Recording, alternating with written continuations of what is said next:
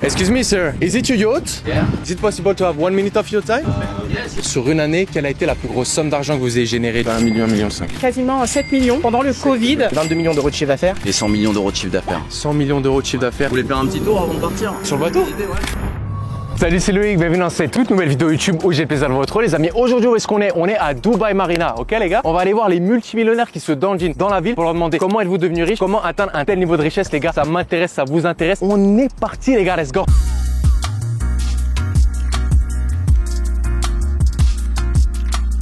Les gars, il y a un petit classe G qui vient d'arriver. On va essayer d'aller intercepter les gars, let's go. Excuse me sir, is it your G-Wagon? Yes. Ok, oui, Je te connais toi, non? Tu connais les vidéos sur YouTube? Exactement. Exact. Tu connais le concept alors un petit peu? Ouais. C'est possible de te demander ce que tu fais? Est-ce que tu as des business ici à Dubaï? Ça va en inspirer plus d'un. Ici à Dubaï, j'ai une agence de location de voitures. Ok. Je tourne, ça fait 4 ans actuellement. Et puis voilà, on est T'as dans plusieurs G-Class comme ça? ça. J'en ou ai t'as 2. des- Et puis on a maintenant une vingtaine de voitures. Ah oui, quand même, Ouais. c'est costaud alors. Ouais. C'est une Ouais. bonne flotte. Ça va, on n'est pas les plus gros, mais on n'est pas non plus les plus petits. quoi. Et C'est- t'es tombé comment là-dedans? Parce qu'il y a beaucoup de jeunes hommes qui nous regardent, qui kiffent les caisses. Moi, j'ai toujours une passion pour les voitures. Je t'avoue que moi, je viens de Suisse à la base. Je viens de Genève. J'ai travaillé dans l'hôtellerie. Et en fait, la Suisse, bon, j'ai eu quelques avantages. Les salaires sont bons. J'ai pu mettre un peu d'argent de côté, travailler dur, et puis me lancer ici. Après, ici, avec beaucoup d'acharnement. Les premières années étaient très difficiles. Je suis venu ici, j'avais que 2 voitures au début. J'ai tout donné en fait. Je me suis mis à fond dedans, et puis voilà. Maintenant, on est là. Et toi, est-ce que t'es issu d'une famille d'entrepreneurs ou pas du tout? Est-ce que t'avais déjà ça dans le sang de par la famille ou ça t'est venu tout seul? Alors, pas du tout. J'ai toujours voulu avoir mon entreprise. Depuis plus jeune, j'ai voulu avoir mon Tu entreprise. sentais que le salariat peut-être c'était pas Exactement, fait ouais, pour toi? ouais. Et là, t'as quel âge actuellement? Dis-nous Là, j'ai tout. 25 ans. T'as 25 ans. Ça a été quoi un petit peu la leçon de vie qui t'a apporté un déclic? Moi, quand j'ai fait mes études en hôtellerie, j'étais vraiment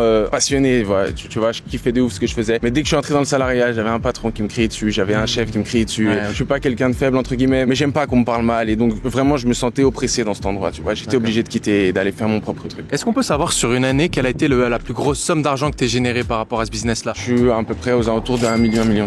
Super. Et en termes de bénéfices, marge? On va dire qu'on est sur à peu près du 80%. 80%. Ah bah c'est sexy. Au final, on s'en sort très bien. D'accord. Y a pas Toi, de- t'as déjà connu la pauvreté dans ta vie? Je n'oserais pas dire que je viens d'une famille pauvre, parce que c'est faux, entre guillemets. Et bon, je viens pas non plus d'une famille riche. Je veux dire, j'ai jamais manqué de rien, on a toujours tout eu. Ma mère s'est très bien occupée de moi. Mais voilà, quoi. J'ai eu le modèle de ma mère, toujours, qui a toujours travaillé. Je me suis toujours aussi dit que je pouvais pas rester comme ça, assis à rien faire. Donc, je me suis toujours donné à fond. Mais voilà, sinon, non, une famille normale. Et la famille, ça a été un peu une motivation pour toi pour t'en sortir et entreprendre aussi? Bien j'imagine? sûr, surtout pour Ouais, ma mère. surtout Ma mère, pour la ouais, maman. j'ai des frères et sœurs, mais c'est surtout pour ma maman. Ouais. J'ai toujours vu beaucoup travailler pour moi. D'accord. T'as 20 bagnoles ici à Dubaï, tu t'es un peu imposé aussi sur ce marché qui est très concurrentiel. C'est quoi le facteur principal de ta réussite? En fait, moi, je priorise la confiance avec mon client. Donc, je donne ma confiance et en fait, je travaille qu'avec des gens de confiance aussi, entre guillemets, avec beaucoup de bouche à oreille. J'aime bien le bouche à oreille. Les meilleurs clients viennent de là. Et je pense que ça peut en intéresser aussi à des personnes, elles souhaitent se lancer dans ce domaine-là, mais qui n'ont pas forcément des grosses finances. Est-ce que toi, t'as un tips pour acquérir les premiers véhicules? Alors moi, en arrivant à Dubaï, on m'a pas bien guidé quand je suis arrivé ici Ok. à Dubaï pour me lancer dans ce business-là. On m'a tout de suite parlé de prendre des gros bureaux avec beaucoup de places de parking, alors que ce n'est vraiment pas utile. Si j'aurais un conseil à donner à des gens qui veulent faire de la rent-a-car ici à Dubaï, ce serait vraiment de venir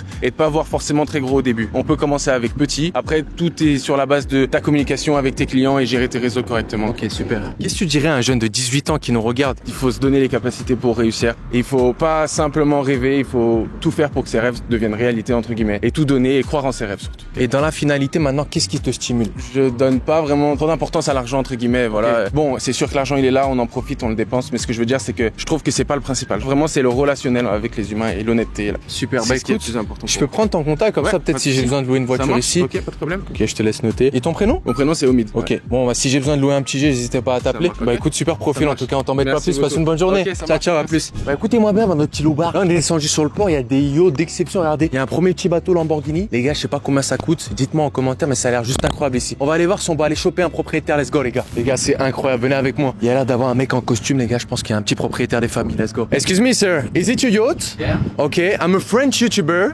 and we ask to people around the city what they do for a living. You have an amazing boat. Is it possible to have 1 minute of your time? Yes, yes. It's possible? Okay, amazing. Can we do the interview here? Yes, You can come? Okay, amazing. Let's go les gars, on va aller l'interviewer, c'est fou. What's your name? Laurent.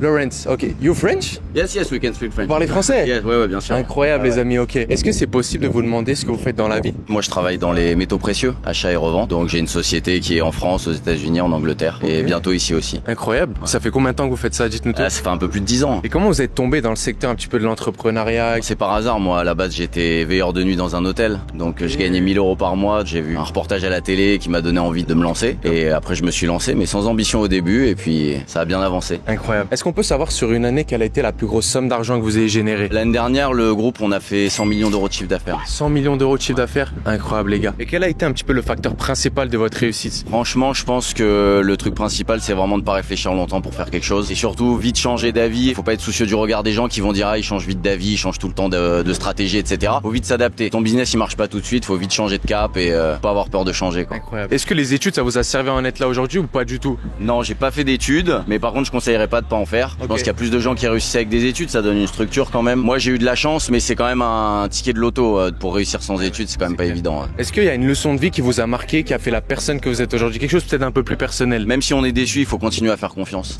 Franchement, c'est pas grave. Il vaut mieux, on a plus à y gagner à faire confiance, même si des fois on se fait planter un couteau dans le dos, c'est pas grave. On continue d'avancer, donc c'est dur, mais il faut rester comme ça.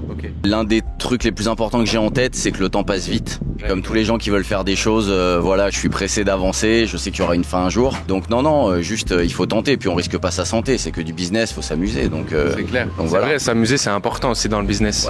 Comment est-ce qu'on fait pour être un bon négociateur? Franchement, je vais aller plutôt à l'encontre de ce qu'on dit tout le temps. Moi, le premier, je négocie pas tout le temps parce que les gens ils pensent qu'être un bon vendeur c'est tout le temps négocier et tout, mais en fait c'est faux. Pour pouvoir avancer, il faut pas tout le temps tout négocier, il faut lâcher aussi du lest. Dans un deal, il faut être celui qui est parfois défavorisé pour pouvoir avancer. Donc moi, je dirais aux gens de pas tout le temps négocier à tout prix. Il faut pas essayer de faire le meilleur deal, il faut essayer de faire un deal juste, c'est déjà très bien. Vous avez une famille actuellement? Et ouais, bien sûr, j'ai une famille, j'ai une fille, tout à fait. Magnifique. Comment est-ce qu'on fait pour mêler la vie de famille au business? Franchement, je pense que quand on est entrepreneur, on a un avantage, c'est qu'on sait être organisé. Donc en fait, ma vie pro, ma vie perso, tout est dans l'agenda. Donc j'ai pas de difficulté avec ça. Tout est cadré, c'est pas dans mon agenda, ça existe pas. Et dernière question, qu'est-ce que vous diriez à votre vous de 18 ans? Je me dirais va plus vite. Vraiment, ouais. Exécute plus vite? Ouais, va plus vite. Je sais pas si je serais arrivé là, j'ai encore plein de choses à faire, mais va plus vite, ouais.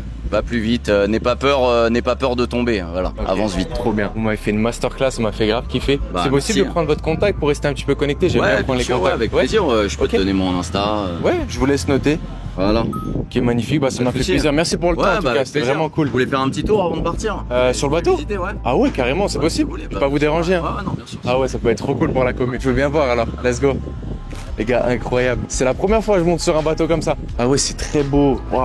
Alors j'avais déjà vu des Lamborghini, mais les bateaux, c'est un délire. Ah, c'est exactement le volant que dans les voitures. C'est vrai? Ah les gars, j'avais jamais vu ça avant. Ça fait vraiment penser le tableau de bord et tout, c'est fou, c'est super beau. Vraiment les mêmes lignes, les finitions, c'est vraiment magnifique quoi. Et du coup, il y a des petites cabines à l'intérieur? Je vous montre en bas. Incroyable les gars, let's go. Ah oui, il y a une petite kitchenette. Ah, c'est vraiment comme dans les voitures. Hein. Ouais. Regardez les gars. Ah, c'est un délire. Ah ouais, même ici, ça fait comme les Aventador un peu. Ah ouais, c'est quelque chose. Petite douche des familles, les gars, dans votre bateau. Incroyable. Ah ouais, la chambre, c'est quelque chose aussi. Hein. Et là, t'as le logo, en fait, Lamborghini qui fait la fenêtre. Ah oui, ok. Les gars, on est trop chanceux. J'espère que vous vous rendez compte. Et j'espère que vous kiffez surtout. Mettez-moi le plus gros like. Je pense qu'on le mérite là les gars. Petit tour du Lamborghini, c'est un truc de fou. Ça coûte aux alentours des 5 millions. 5 millions. Ouais. Ok, bah écoutez, merci pour votre temps, ça m'a fait grave plaisir. De rien, avec plaisir. J'espère qu'on pourra peut-être boire un café d'ici là, si vous êtes encore à Dubaï. Ouais, bien sûr. Comme ça, on pourra parler business, etc. Pas de problème, avec plaisir. Moi, je suis toujours content de partager des trucs. Trop bien. Merci beaucoup pour votre temps. Je vous dis à très vite. Alors, prenez soin de vous. Cool, au revoir. Bah écoutez les amis, on passe une journée incroyable avec ces entrepreneurs à succès, tous plus inspirants les uns que les autres. Et si toi aussi, tu souhaites faire le switch pour atteindre une totale liberté financière, j'ai une excellente nouvelle pour toi. En cliquant sur le lien qui sera juste en dessous de cette vidéo, je te partage au laser un documentaire exclusif où je te révèle le secret de tous ces riches, tous ces multimillionnaires que j'interviewe depuis des années. Tu risques d'être surpris. Premier lien dans la description. Et on continue pour notre vidéo. Let's go les gars. Les gars, on est sur le port de Dubaï. Il y a un petit Viano des familles qui vient d'arriver. Il y a peut-être une rosta les gars. On va aller l'intercepter. Let's go. Excuse me, sir. Sorry to bother you. I'm a French YouTuber and we ask the people around the city what they do for a living. Et français aussi, tu peux pas. Vous êtes français aussi? Je suis français. C'est magnifique. Écoutez, nous, on a une chaîne sur le business. C'est possible de savoir ce que vous faites dans la vie? Je suis entrepreneur, moi, depuis 15 ans. J'ai un groupe dans la tech. On fait du développement application logiciel. Donc, c'est mon cœur de métier. Et après, j'ai lancé 2 activités depuis, parce que 15 ans, ça fait beaucoup. Et est-ce qu'on peut savoir sur une année quelle a été la plus grosse somme d'argent que vous avez générée du coup? Bah, sur le groupe, en totalité consolidée, on fait 22 millions d'euros de chiffre d'affaires. Et du coup, la marge, ça représente combien en termes de pourcentage? C'est 30 à 40%. Et comment vous êtes tombé dans l'entrepreneuriat? m'arrête. J'étais pas inspiré par le quotidien de mes parents. Leur travail c'était dur. Ma mère elle est infirmière, mon père elle est moniteur auto-école. Franchement ils ont chié pour avoir la vie qu'on avait. Donc j'avais envie d'une autre voie. Maintenant j'avais plutôt imaginé finir ingénieur chez Microsoft, tu vois, un bon poste, peut-être finir cadre sur un projet, tu vois. Finalement quand j'ai eu l'opportunité d'être entrepreneur, je trouvais le sentiment super cool. Moi j'ai eu la chance de vivre une belle expérience entrepreneuriale. Tu montes ta première boîte, elle marche. Voilà, forcément c'est cool. Bah oui. Après faut savoir que dans mes 15 ans de carrière, j'ai quand même fait 2 fois faillite, donc l'entrepreneuriat c'est pas toujours pas toujours tout beau. Mais le début de ma phase entrepreneuriale elle était cool, donc j'ai pas eu envie d'arrêter et j'ai jamais dit tiens je vais retourner dans le salariat. Donc j'ai jamais été salarié quoi. Et comment est-ce qu'on fait pour ressurgir d'une faillite? J'ai eu de la chance de toujours faire une faillite telle que j'avais pas le choix de remonter une boîte. Moi quand j'ai fait faillite la deuxième fois, j'étais endetté personnellement à 2,8 millions d'euros. Donc même si tu trouves un super job, tu peux pas rembourser cette somme dans un délai correct. Une vie entière. Exactement. Donc j'ai pas eu le choix, j'ai remonté des projets. Bon, j'ai de la chance, c'est que j'ai toujours été professionnel. Les boîtes que j'ai plantées, c'est pas parce que j'ai fait des conneries. C'est circonstances qui ont fait que ça s'est planté. Donc j'ai toujours eu des collaborateurs qui m'ont fait confiance, des clients qui m'ont fait confiance. La dernière boîte que j'ai remontée, c'est des anciens clients à moi qui m'ont fait confiance, qui m'ont redonné des contrats. Je bosse aujourd'hui avec Stellantis, Toyota, etc. Faut savoir que Stellantis, faut avoir un certain niveau d'amplitude d'entreprise pour travailler avec eux. Ils m'ont fait bosser avec leurs filiales jusqu'à ce que je fasse assez de chiffre d'affaires pour bosser avec eux. Bon après j'ai été aidé, hein, ma tante bosse au groupe Stellantis. Dans la vie, il y a des fois il y a de la chance, mais il faut travailler derrière quoi. C'est-à-dire que c'est bien qu'on te donne la chance, mais si derrière tu délivres pas, etc. Ces boîtes-là elles vont pas bosser avec toi quand même. Ça change rien. Comment est-ce qu'on fait pour garder des bonnes connexions, avoir un bon networking? Faut perdre du temps pendant longtemps avec des personnes qui somme toute sont pas les bonnes, vont pas t'apporter ce qu'il faut, mais un jour tu vas croiser là où les connexions qui te suffisent. Tu sais dans la vie, 3 bonnes connexions et tu changes ta vie entrepreneuriale. T'en as pas besoin de 50 hein. T'as 3 bonnes personnes ici et ta vie change et tu deviens multimillionnaire parce que derrière tu bosses, parce que t'es sérieux, parce que ici tout le monde te laisse sa chance, par exemple à Dubaï, ce qui est pas le cas en France hein. Mais ici tout le monde te laisse sa chance. Par contre si tu te plantes c'est terminé.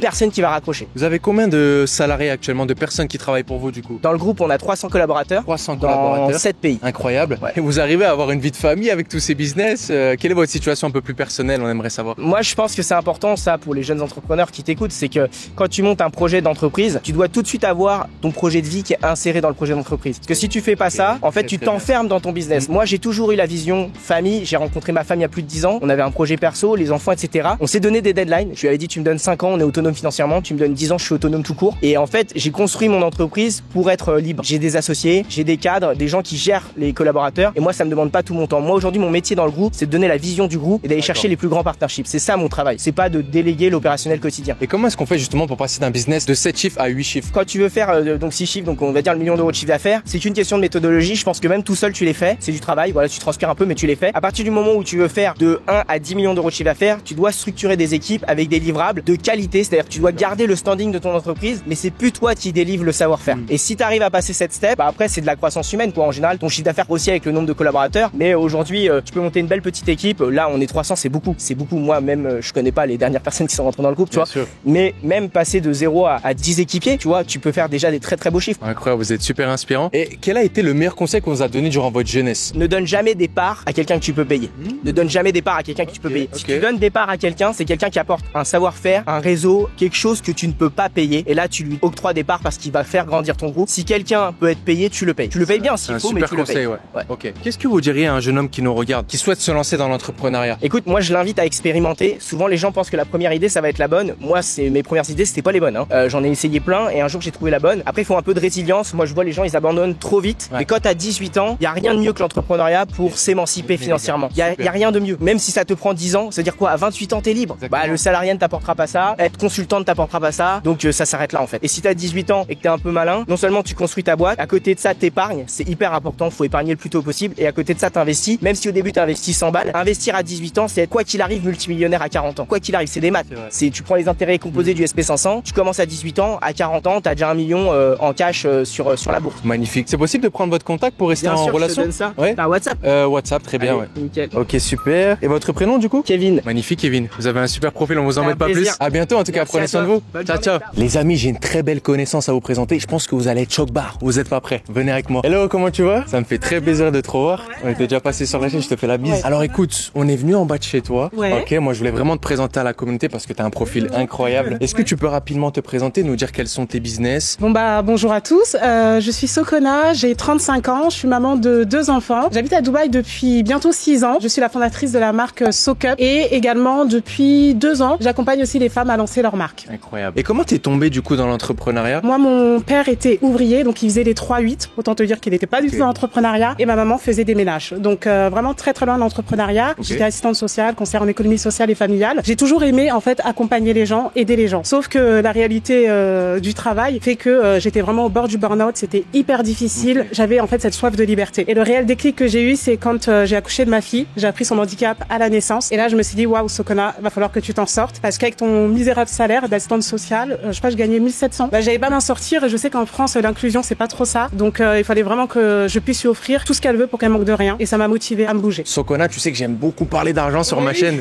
Est-ce que c'est possible de savoir, pour en inspirer plus d'un, quelle a été la plus grosse somme d'argent que tu as encaissée? Oui, ça a été quasiment 7 millions pendant le Covid, de chiffre d'affaires pour ma marque. Est-ce que tu peux nous dire quel a été justement le facteur principal de ta réussite? Alors, je dirais que ce qui m'a vraiment animée, c'est la passion par rapport au fait que je savais que mon produit, il apportait quelque chose aux femmes, une réelle solution pour vivre leurs règles différemment, etc. Et je pense que c'est cette conviction en mon produit qui a fait que j'allais pas lâcher parce que j'étais persuadée que j'apportais de la valeur et également le fait que j'avais pas de choix en fait. J'avais pas de matelas financier dans tous les cas, j'avais que le choix de réussir. Et Sokona, comment est-ce qu'on fait pour être un bon vendeur? Je pense que c'est important de trouver qu'est-ce qui nous différencie et ne pas trop se capitaliser sur le produit ou service qu'on propose, mais plutôt qu'est-ce que ça va apporter aux gens. Quelle transformation je vends, quel changement je vends, et je pense que quand on est persuadé de ça et qu'on l'explique correctement, ça fait la différence. Qu'est-ce que tu dirais à une jeune fille qui nous regarde ou à un jeune homme qui est un petit peu perdu dans la masse de tout ce qu'on voit sur internet? Comment est-ce qu'on fait pour trouver son chemin? Je pense que c'est important de trouver quelque chose qui est aligné avec nous, avec nos valeurs et quelque chose qui fait sens pour nous. Parce que des fois, quand on se force, ça se ressent en fait, je trouve. Et je pense que le plus important, c'est de comprendre pourquoi je vais entreprendre. Parce que souvent, les gens ils vont dire ouais, moi je veux faire de l'argent, ok, mais c'est pas une finalité en soi. L'argent, c'est un moyen. Donc maintenant, qu'est-ce que tu veux faire avec cet argent? Pourquoi tu veux de l'argent? Il y a forcément quelque chose au fond et tu dois creuser quel est ce pourquoi qui va me motiver, même quand j'ai pas envie d'aller bosser. Je vais faire preuve de discipline. D'accord. Est-ce qu'on t'a donné un conseil qui t'est resté en tête et qui t'a permis justement d'en être là aujourd'hui? C'est pas vraiment un conseil, je dirais que c'est l'histoire de mon père qui m'a vraiment touchée. Toute ma vie, je l'ai vu travailler comme un acharné, il a jamais pris d'arrêt maladie, etc. Et je me disais en fait, il a quand même quitté son pays pour que nous on puisse avoir quelque chose en France. Et du coup, je me disais mais juste pour lui, je suis obligée de réussir et pouvoir lui offrir tout pour qu'il manque de rien et le remercier à ma manière. C'est beau ça. Là, on est à Dubaï justement. Qu'est-ce qui t'a poussé à venir ici? Est-ce que c'est l'aspect fiscalité? Est-ce que c'est le mode de vie? Non, c'est pas vraiment pour la fiscalité, c'est un plus. Mais je pense que vraiment, si on quitte un pays juste pour ça, à un moment donné, ça va pas le faire, quoi. Moi, c'est vraiment pour la qualité de vie, la sécurité aussi. Je suis maman de 2 enfants, je suis une femme aussi. Ici, c'est un réel plaisir de pouvoir s'habiller comme on veut, ne pas être embêté. Tu rentres chez toi à 2h du matin, tu sais que t'auras pas de problème. Le fait que je trouve que c'est un bon hub aussi pour les entrepreneurs, Dubaï. Et il fait beau toute l'année, quoi. Maintenant que tu as fait des M, etc., enfin que tu performes dans tes business, qu'est-ce qui te drive? Je pense que ce qui m'anime vraiment, c'est que je reviens à mes débuts. Quand j'étais dans le social, j'aimais aider les gens. Et là, du coup, j'aide les gens aussi à créer des belles marques. Et je pense que ça, c'est la meilleure des choses. C'est vrai qu'une fois, j'étais tombée sur une citation de Michelle Obama qui disait en fait la vraie réussite, elle se définit pas à ce que tu as, combien tu as d'argent dans ton portefeuille, quoi. C'est plutôt à l'impact que tu as dans la vie des gens. Et aujourd'hui, c'est ça que j'ai envie d'apporter, c'est vraiment de l'impact aux gens. Ok. Voilà. Magnifique. Écoute, t'es un super profil. Je te remercie. Je te souhaite une excellente journée et je te dis à très vite. À plus. Écoutez les amis, on a passé une journée exceptionnelle ici à Dubaï. J'espère que ça vous a fait kiffer. Les gars, si c'est le cas, n'oubliez pas de liker, de commenter, de partager si c'est pas encore fait. Et je vous rappelle que pour tous ceux qui souhaitent se lancer en ligne, j'ai une excellente nouvelle pour vous. Sur le premier lien qui sera juste en dessous de cette vidéo, je vous partage au laser un documentaire exclusif qui retrace toutes ces années où je suis allé interviewer les multimillionnaires dans la rue parce que face caméra, ils vous partagent des conseils, des tips, c'est cool, mais en off, ils me révèlent les véritables secrets de leur liberté financière. Et j'aimerais tout partager. Je sais pas combien de temps il va rester au vu de ce que j'ai dit, mais je te conseille d'aller y faire un tour. Tu risques d'être très surpris. En attendant, les amis, je vous souhaite une excellente journée ou une excellente soirée. Je vous dis à très bientôt sur ma chaîne YouTube. C'était votre Galo et prenez soin de vous. Ciao, ciao à tous les gars.